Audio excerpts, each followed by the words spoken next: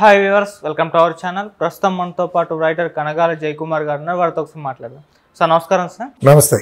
Okay, Chandrababu Naidu గారు లోక్సభ కోసం ఎక్కువ ట్రై చేశారని విన్నాం. అది ఎందుకు ఇవ్వనట్టు సార్? చంద్రబాబు అంటే లోక్సభ స్పీకర్ కోసం ఎక్కువగా ట్రై చేశారని చెప్పేసి ఆ మధ్య వార్తలు రావడం చూసాం. ఈయన లోక్సభ స్పీకర్ అనేది వాళ్ళ నిర్ణయం. అది లోక్సభ స్పీకర్ అనేది ఆ స్పీకర్ పదవి ఏంటంటే అందరికి ఆమోదయోగ్యమైనటువంటి క్యాండిడేట్ని చూస్తారు. ఓకే, ఇప్పుడు స్పీకర్ అయిన తర్వాత అన్ని పార్టీలని సమానంగా చూడాలి.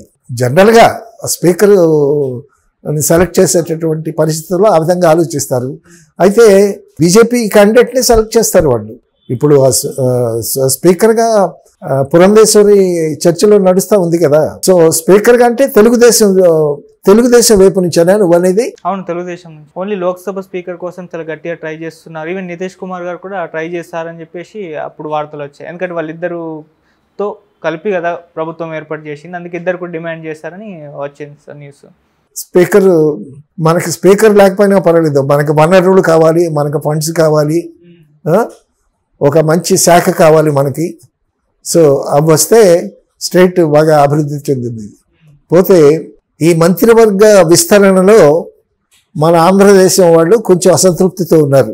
అయితే స్టేట్ పాలిటిక్స్కి వచ్చేటప్పటికి 12వ తారీఖున చంద్రబాబు నాయుడుతో పాటు ఇప్పుడు మరొక చర్చ జరుగుతుంది. డిప్యూటీ సీఎం ఎక్స్పెక్ట్ చేస్తున్నాడు పవన్ కళ్యాణ్ అని.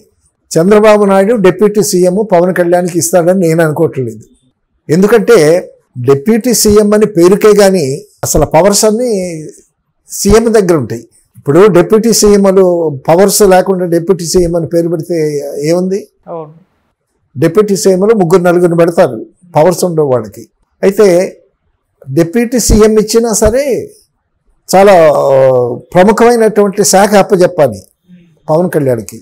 సో డిప్యూటీ సీఎం ఇవ్వకపోయినా ప్రముఖమైన శాఖ అప్పచెప్తాడని అనుకుంటున్నారు.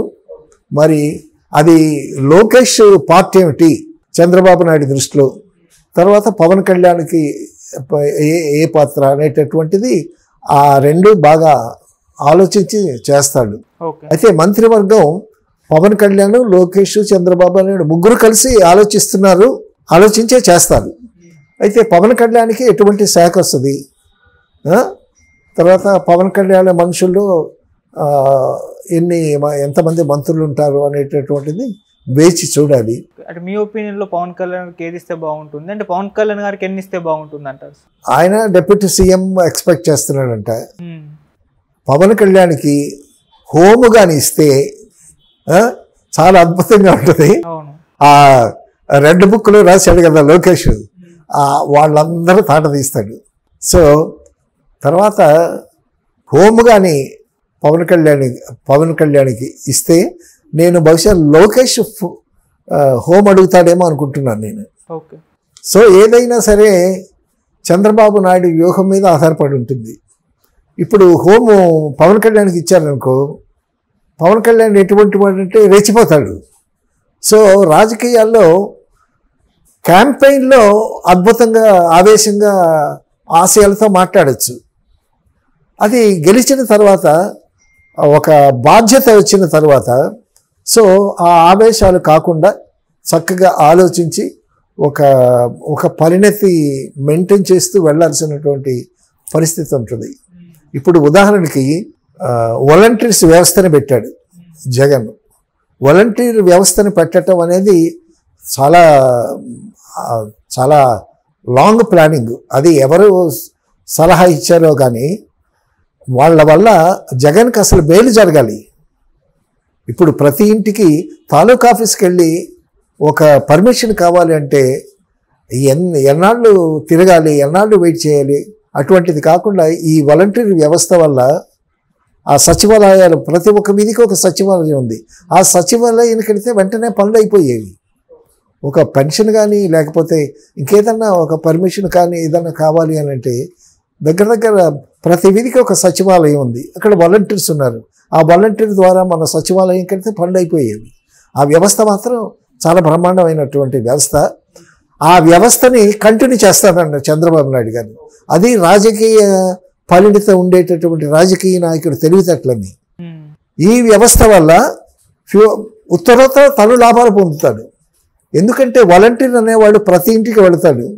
మీకు రైస్ వచ్చింది వచ్చి తీసుకోండి అని చెప్తాడు, మీకు పెన్షన్స్ వచ్చే వచ్చి తీసుకోండి అని అంటాడు.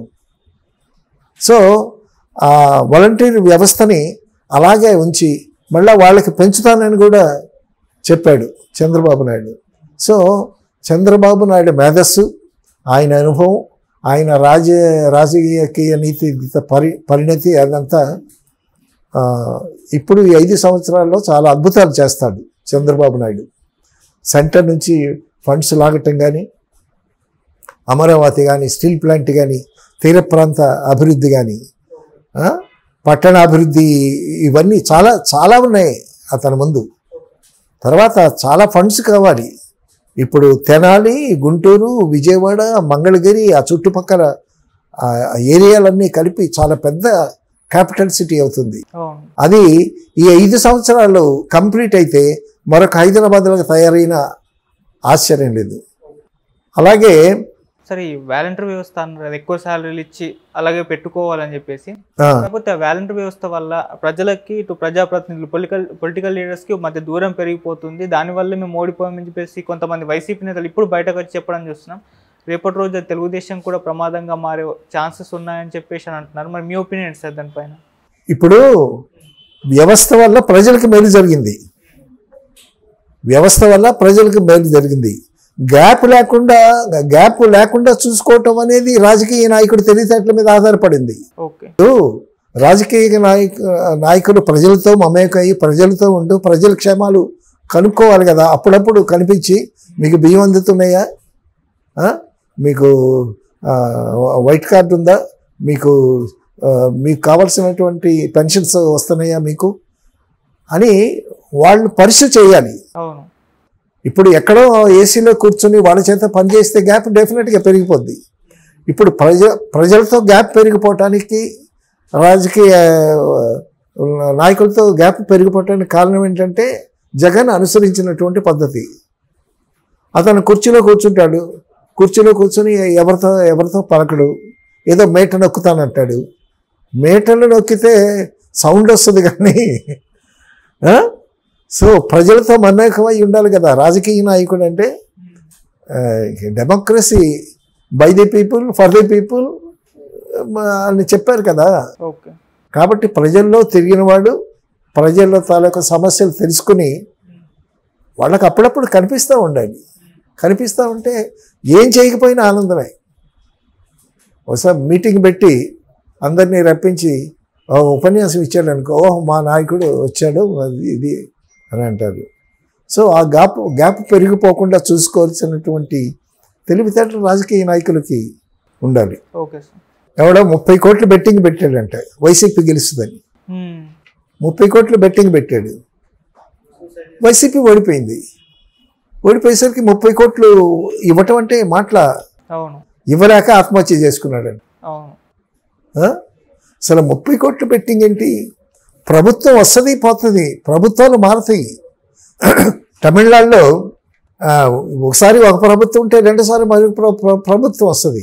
కంటిన్యూస్గా 10 ఏళ్ళు 15 ఏళ్ళు అలా ఇస్తే బాగుండదు పరిపాలన అనేటటువంటి ఉద్దేశం ప్రజల్లో ఉంది, ఆ చైతన్యం ఉంది. అలాగే ఒకసారి వైసీపీ వచ్చింది, తర్వాత తెలుగుదేశం వచ్చింది. సో వాళ్ళంతా బాగానే ఉంటారు. ప్రజలు ఆత్మహత్యలు చేసుకోవటం, బెట్టింగ్లు కట్టడం, 30 కోట్లు బెట్టింగ్ ఏంటి అర్థం లేదు. తర్వాత టీడీపీ కార్యకర్తలేమో ఎవరినో కొట్టారంట, ఇద్దరిని కొట్టారంట, వాళ్ళని హాస్పిటల్కి తీసుకెళ్తున్నారు, దోవలో కూడా చనిపోయాడు. సో కక్షలు కార్పణ్యాలు ప్రజలు పెట్టుకోకూడదు, రాజకీయ నాయకులు కూడా పెట్టుకోరు. ఇప్పుడు రాజశేఖర్ రెడ్డి గారు చంద్రబాబు నాయుడు గారు ఉండేటప్పుడు వాళ్ళు ఆయన విమర్శించారు, ఆయన ఈయన విమర్శించాడు. వాళ్ళిద్దరు కలిసేటప్పుడు చాలా చక్కగా మాట్లాడుకుంటారు. ఇప్పుడు ఒక ప్రభుత్వం వచ్చింది, ఆ ప్రభుత్వాన్ని దించి మరొక ప్రభుత్వాన్ని ప్రజలు ఎక్కించారు. అది ప్రజలకు నచ్చితే ఎవరన్నా ఎక్కిస్తారు, ఎవరన్నా దింపుతారు. సో ఓట్ అనేది చాలా పవర్ఫుల్ వెపన్. అది ఆ వెపన్ని వాళ్ళు ఉపయోగిస్తారు, 5 ఏళ్ళకి ఒకసారి ఉపయోగిస్తారు, తప్పే ఉంది. వాళ్ళకు నచ్చిన ప్రభుత్వాన్ని గెలిపిస్తారు, నచ్చకపోతే దింపేస్తారు. అది దానివల్ల మనం కాట్లాడుకొని కక్షలు పెంచుకొని బెట్టింగులు పెట్టి హత్యలు ఆత్మహత్యలు అనేటటువంటివి అది మంచి పని కాదు. ఏపీ వ్యాప్తంగా కూడా ఈ దాడులు మీరు అన్నారు కదా, దాడులు చాలా జరుగుతున్నాయని చెప్పేసి అని అంటున్నారు. చాలా వాళ్ళు కోడల నాని గారు, పేరు నాని బయటకు వచ్చి చెప్పడం కూడా చూస్తారు. అవునవును, చాలా జరుగుతూ ఉన్నాయి. మరి అవి జరగకుండా హోమ్ డిపార్ట్మెంటు హోము జాగ్రత్తగా చూసుకోవాలి. ఇప్పుడు వైసీపీ కార్యకర్త అయినా టీడీపీ కార్యకర్త అయినా ఎవరైనా మనం మనుషులమే కదా.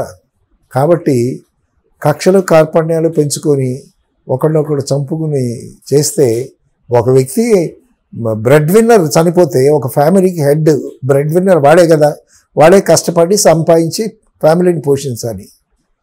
సో రాజకీయం ఇంట్రెస్ట్ ఉండొచ్చు, కానీ ఆ కల్లోలానికి దిగితే వాడు చనిపోతే ఆ ఫ్యామిలీ అంతా ఏమవుతుంది? సో అది మంచి ఇది కాదు. అయితే బాగా హ్యాంగ్ ఓవర్లో, ఈ పొలిటికల్ హ్యాంగ్ ఓవర్లో ఉంటారు. అది జాగ్రత్తగా ప్రజలు ఆలోచించి చూసుకోవాల్సినటువంటి విషయం అది. అయితే చాలామంది క్యాబినెట్ ఫార్మేషన్ ఏంటంటే, తనకి ఎవరు అనుకూలంగా ఉంటారు, తనకి ఎవరు విధేయత కలిగి ఉంటారు అని తాను నమ్మినటువంటి వాళ్ళనే చేర్చుకున్నాడు క్యాబినెట్లో. సో ఏంటంటే ఇది మైనారిటీ ప్రభుత్వం కాబట్టి కొంచెం తోక జాడించేటటువంటి వాళ్ళని కాస్త దూరంగా పెట్టాలి అనేటటువంటి ఉద్దేశంలో మోడీ వెళ్ళాడు అని అనిపిస్తూ ఉంది. ఉత్తర మనకి ఏమిస్తాడు అనేది ఆలోచిస్తే చంద్రబాబు నాయుడిని దగ్గర చేర్చుకోవటం, పవన్ కళ్యాణ్ని దగ్గర చేర్చుకోవటం ఇవన్నీ ఉన్నాయి. దగ్గర చేర్చుకోవటమే కాదు, మనకు కావలసినటువంటి 21 మంది ఎంపీలు సపోర్ట్ ఇచ్చేటప్పుడు మనకు కావలసినటువంటి స్పెషల్ స్టేటస్ ఇవన్నీ అనుకున్నారు కదా, అవన్నీ కావాలి. క్యాపిటల్ కానీ, పోలవరం ప్రాజెక్ట్ కానీ, స్టీల్ ప్లాంట్ ఇష్యూ కానీ, ఇవన్నీ మనకి చాలా పెండింగ్లో ఉండేటటువంటి సమస్యలు. తర్వాత చంద్రబాబు నాయుడు తన ఇన్ఫ్లుయెన్స్ ఉపయోగించి ఇతర దేశాల నుంచి పరిశ్రమలు రాబట్టడం కోసమే గుంటూరులో చంద్రశేఖర్ నిలబెట్టాడు. బికాస్ అతను అమెరికాలో ఎస్టాబ్లిష్డ్ వ్యక్తి కాబట్టి. సో ఈ విధంగా ఇప్పుడు 12వ తారీఖున జరగబోయేటటువంటి ప్రమాణ స్వీకారంలో ఎవరెవరు మంత్రులు వస్తారు, అది ఎవరెవరు మంత్రులు వస్తారనే ఉత్కంఠ కన్నా పవన్ కళ్యాణ్కి ఏమిస్తాడు, తర్వాత లోకేష్కి ఏమిస్తారు అనేటటువంటిది అదొక ఉత్కంఠగా చర్చ జరుగుతూ ఉంది. పవన్ కళ్యాణ్కి అన్యాయం చేయకూడదు అనేటటువంటి నోషన్లో ఉన్నారు కొంతమంది. సో ఇది పవన్ కళ్యాణ్ చంద్రబాబు నాయుడు లోకేష్ కూర్చునే మంత్రివర్గాన్ని విస్తరిస్తారు.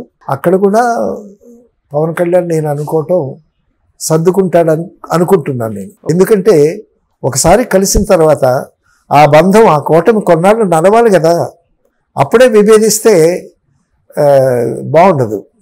సో ఆ అండర్స్టాండింగ్తో వెళతాడు జనసేన నాయకుడు పవన్ కళ్యాణ్కి కూడా చాలా ప్రముఖమైనటువంటి పాత్ర ఇస్తాడు డెఫినెట్గా చంద్రబాబు నాయుడు.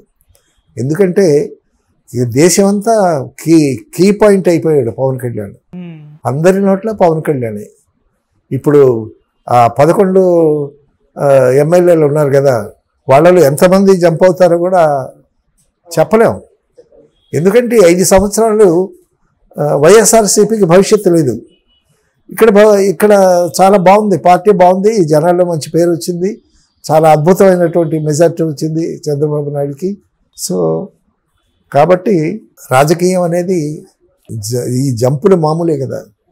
సో మనం అందరం కలిసి నెక్స్ట్ 12వ తారీఖున ప్రమాణ స్వీకారం, ఎల్లుండి ప్రమాణ స్వీకారం జరుగుతుంది. అప్పుడప్పుడు మంత్రులు ఎవరనేది నిర్ధారణ, పట్టిక లిస్టు తయారైపోయి ఉంటుంది. సో ఊహాగానాల కన్నా చంద్రబాబు వ్యూహాన్ని మనం పసిగట్టలేము. ఎందుకంటే మహామేధావి, 40 ఏళ్ల రాజకీయ అనుభవం ఉన్నవాడు, ఎన్నిసార్లు పడ్డాడు, ఎన్నిసార్లు లేచాడు, పడి లేచిన కెరటం. చంద్రబాబు నాయుడు.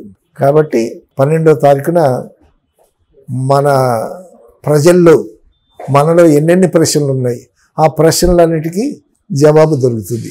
Right sir. ఆ జవాబు కోసం మనం ఎదురు చూద్దాం. వాటిని కూడా మనం ఇన్వైట్ చేయాలి. ఇది పరిస్థితి. Okay, thank you so much sir. కేంద్ర అండ్ రాష్ట్ర రాజకీయాలపై మీ సమీక్ష అయితే చాలా బాగుంది sir. Thank you so much. Okay, thank you very much.